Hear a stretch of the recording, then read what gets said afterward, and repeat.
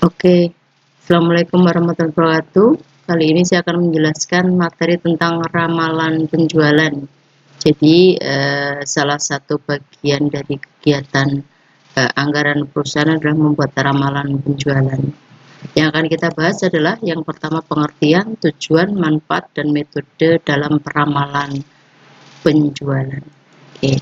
Nah, secara garis besar bahwa ramalan penjualan ini adalah merupakan proyeksi atau perkiraan yang terkait dengan jumlah penjualan yang nanti akan dilakukan pada periode yang akan datang. Tentu saja perkiraan atau proyeksi ini adalah terkait atau dilakukan dengan menggunakan berbagai asumsi, ya.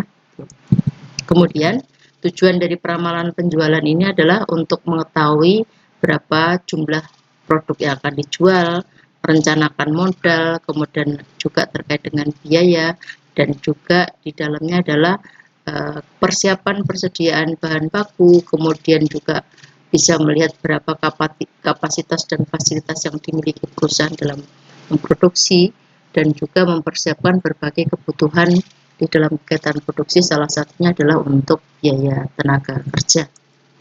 Oke. Nah, manfaat dari ramalan penjualan adalah untuk memberikan satu gambaran tentang berapa perkiraan dari penjualan yang harus dilakukan, sehingga perusahaan ini bisa mengestimasi secara pasti, karena apa yang terjadi di masa yang akan datang penuh ketidakpastian, sehingga dengan membuat ramalan ini untuk menghindari terjadinya risiko yang akan berdampak kepada kerugian perusahaan di masa yang akan datang. Kemudian dalam membuat ramalan penjualan ada beberapa metode. Yang pertama adalah berdasarkan pendapat, kemudian yang kedua adalah metode statistik. Pendapat ini adalah merupakan ramalan penjualan yang diperoleh dari pendapat beberapa pihak-pihak yang terlibat langsung dalam kegiatan penjualan. Ada pimpinan bagian penjualan, pendapat para petugas atau staf penjualan, kemudian dari beberapa penyalur dan sebagainya, termasuk di dalamnya adalah konsumen. Kemudian berdasarkan metode statistik ada dengan tren bebas, kemudian metode tren semi average, metode tren moment, metode least square, dan metode regresi. Oke. Metode tren bebas ini pada dasarnya adalah metode yang menggambarkan tentang tren dari penjualan di masa yang akan datang, dan dengan metode ini maka bisa diketahui perkiraan periode yang akan datang trennya naik atau turun. Nah, dalam metode tren ini tidak bisa menggambarkan berapa jumlah kenaikan ataupun penurunan, tapi hanya digambarkan dengan menggunakan grafik dengan asumsi bahwa periode yang akan datang itu kondisinya sama dengan periode sekarang atau periode yang digunakan sebagai estimasi. Nah, ini adalah contohnya. Misalkan perusahaan ini selama 5 tahun memiliki data terkait dengan penjualannya adalah sebagai berikut. Dari data tersebut, maka kalau kita menggunakan tren bebas, maka bisa digambarkan seperti ini. Ini adalah hanya gambarnya tren saja. Jadi kalau tahun 2017 sampai dengan 2021 trennya naik, maka kalau asumsinya periode 2022 masih sama dengan periode-periode sebelumnya, maka diestimasikan bahwa tahun 2022 kondisinya akan mengalami peningkatan, namun berapa jumlah peningkatannya di sini tidak bisa ditentukan dengan pasti. Karena itu metode ini biasanya sebagai informasi awal terkait dengan ramalan penjualan yang akan terjadi pada periode yang akan datang. Kemudian yang berikutnya adalah metode trend semi average. Metode ini menggunakan persamaan regresi Y sama dengan A plus BX, ya. Nah, dalam menentukan metode ini maka nilai X-nya itu akan menggunakan skor, di mana datanya nanti akan dibagi dalam 2 kelompok yang sama besar, sehingga di sini datanya harus dalam jumlah yang genap, sehingga bisa dibagi 2. Oke, berikutnya adalah peramalan penjualan dengan metode trend semi average. Kalau misalkan datanya adalah dibagi jumlahnya ganjil, bagiannya atau masing-masing kelompok, maka pada saat memberikan skor, pemberian skornya adalah memberikan angka 0 pada tahun dasar masing-masing kelompok, ya. Selanjutnya memberikan nilai 1, 2, 3 dan seterusnya untuk periode tahun-tahun berikutnya, dan nilai -1, -2, -3 dan seterusnya untuk periode tahun sebelumnya, ya. Kemudian menentukan nilai semi total, yakni nilai total dari masing-masing kelompok. Kemudian setelah itu nilai semi average, yaitu dengan mencari rata-rata dari masing-masing kelompok tersebut. Setelah itu menentukan garis tren persamaan regresi dengan menghitung koefisien B terlebih dahulu, baru kemudian menghitung nilai tren untuk menentukan ramalan penjualan. Ini adalah tahapan-tahapannya. Kita akan mencoba untuk mengimplementasikan. Jadi misalkan di sini data selama 10 tahun, kemudian yang digunakan dalam pemberian skor adalah tahun tengah dari data masing-masing kelompok. Maka kita bisa membuat ramalan penjualan pada tahun berikutnya, yaitu tahun 2022. Oke, kita akan membagi kelompok menjadi 2 kelompok sama besar, yaitu dari 2012 sampai dengan 2016, 2017 sampai dengan 2021. Jadi kalau kita bagi dalam menjadi 2 kelompok, angkanya menjadi atau jumlahnya menjadi ganjil. Ini adalah data kelompok 1, ini data kelompok 2.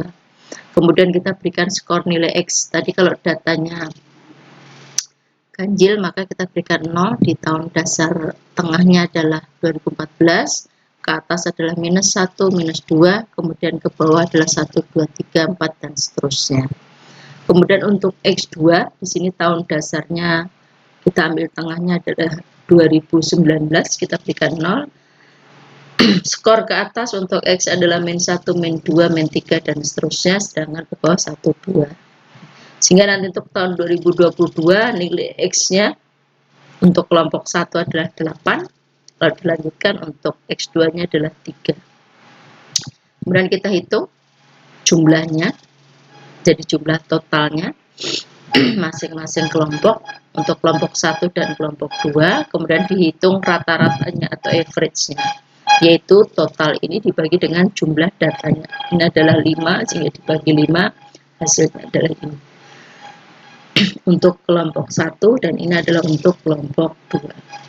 Selanjutnya kita akan menghitung koefisien masing-masing, yaitu B terlebih dahulu, Y2 dikurangi dengan Y1, maka hasilnya adalah sebesar ini 2.440.000.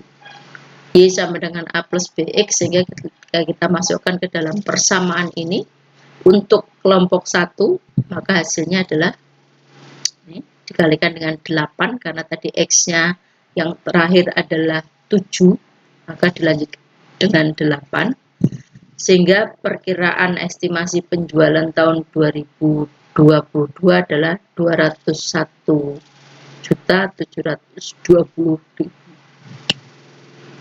Kemudian untuk ramalan penjualan yang di kelompok 2, kita masukkan angkanya, maka X-nya adalah 3, hasilnya sama 201.720.000. Ya, itu adalah untuk ramalan penjualan tahun 2022. Nah, kalau seandainya hasilnya genap, maka pemberian skornya adalah seperti ini. Kalau dibagi 2 ternyata hasilnya genap, maka pembagian skornya adalah seperti ini. Ya. Oke, minus setengah, 3/2 dan seterusnya. Kita akan coba implementasikan.